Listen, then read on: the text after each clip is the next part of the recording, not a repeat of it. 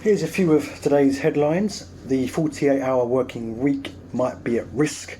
Now, 48-hour working week is the law that states, on average, you mustn't be working more than 48 hours a week. That doesn't mean 48 hours in every single week and that's it, that's all you can work. In my last job I was doing 55 hours a lot of weeks.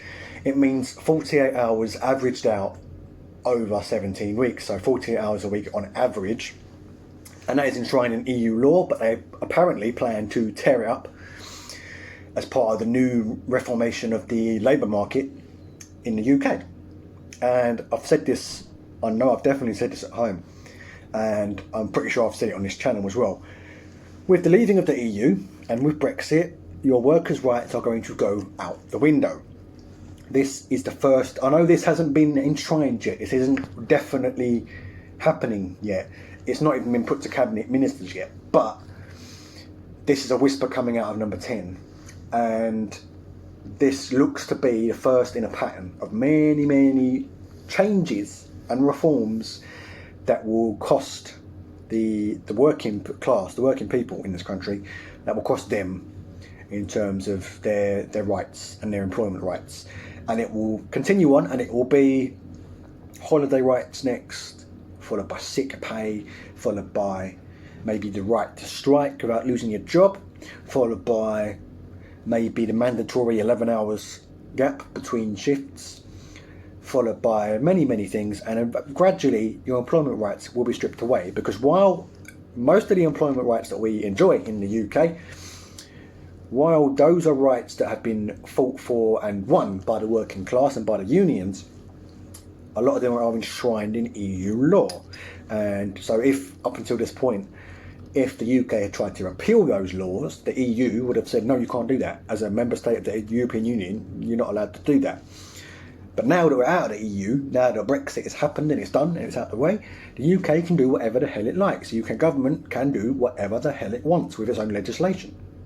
Now, you can argue that that's a great thing, or you can argue that it's a bad thing, and in this case it's a very, very bad thing for working people.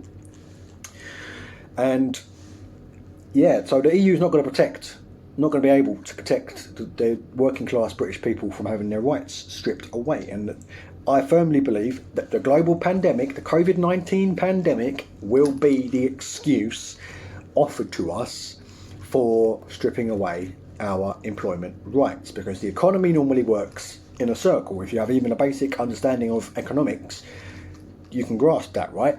The rich own all the property, all the land, the mortgages, the bills, the rent payments, the insurance payments. They own all of that.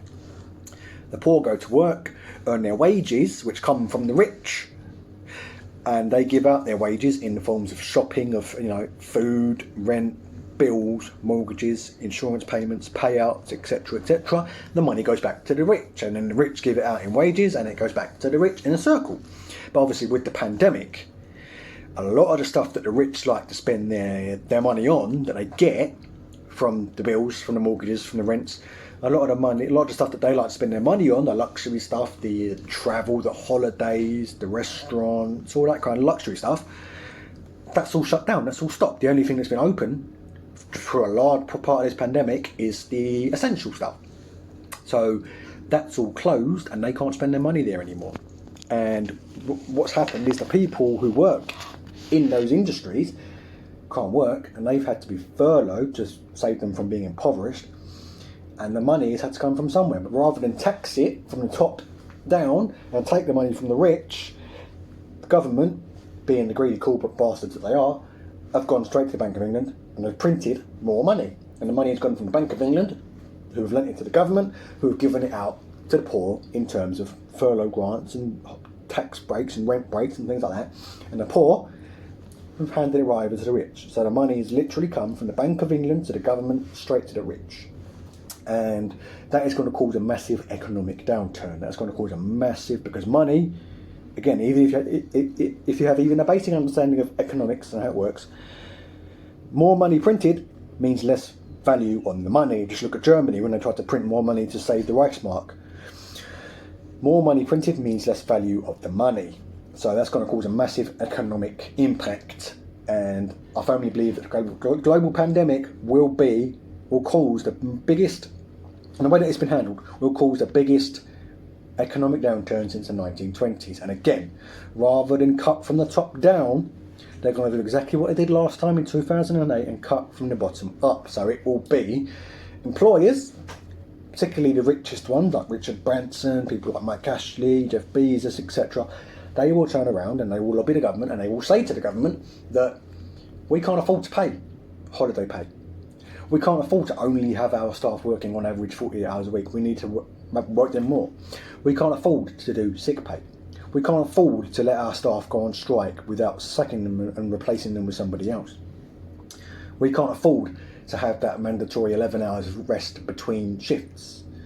So the government is going to say, well, economic impact, we have to make sacrifices, so we're going to strip away all your workers' rights. And we're going to end up like the Victorian era, where you had no workers' rights. You just had to turn up, you had to work from like 5 in the morning to 10 at night, go home, go to sleep, wake up, come back to work, do it all again. That's how we're going to end up. I've seen it coming a long way off, and I seriously regret voting for Brexit, because as much as I despise the EU in many respects, such as the way they treat refugees and the far right movements across the European Union, which are really dangerous, as much as I despise them, they do have their good aspects, and you can argue the case for whether the UK being able to change many of its laws now, which they couldn't before because it was enshrined in EU law. You can argue whether that's a good thing or a bad thing, but in this instance it is a very bad thing for working class people, because the rights that the UK workers' movements, unions and working class people, the rights that they fought and earned in this country were then enshrined in EU law. So if the UK had said at any point in the EU membership that we're going to revoke those laws, the EU would have said, no, you can't do that. As a member state of the European Union, you can't do that. But now that we're gone, they can do what they like, and it's going to be a very bad thing for working class people in the UK.